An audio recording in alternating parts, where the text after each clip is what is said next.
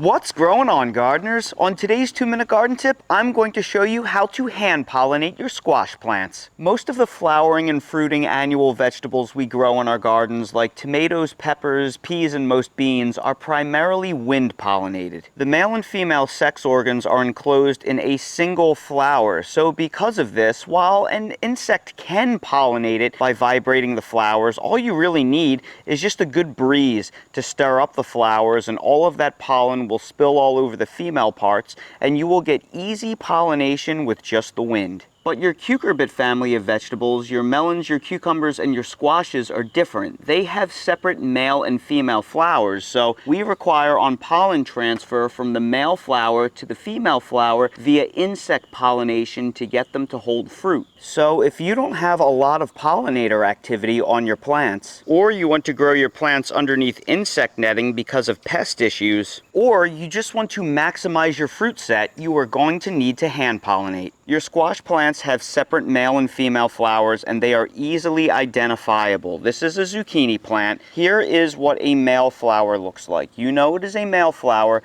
because it is a standalone flower. It will be a long stem with a single flower attached. And if you open up that male flower, you will see where the pollen is inside. This is a female flower. You know that this is a female flower because it has a baby zucchini attached. If this flower is pollinated by the male pollen, this fruit will hold and it will grow into a mature zucchini. If it does not get pollinated, it will shrivel up and abort. It will begin to turn yellow. This flower is aborting due to lack of pollination. If you've ever seen them shrivel up and turn yellow like this, that is what it looks like. The hand pollination procedure is very simple. All you have to do is snap off the male flower, and by the way, the flower petals do not have to be open for you to do this, and just peel the flower back. And what you will see is the male part covered in pollen. There is pollen all over here. Then we are simply going to open up the female flower. And again, these petals don't have to be open. You can always just pull the flower petals open.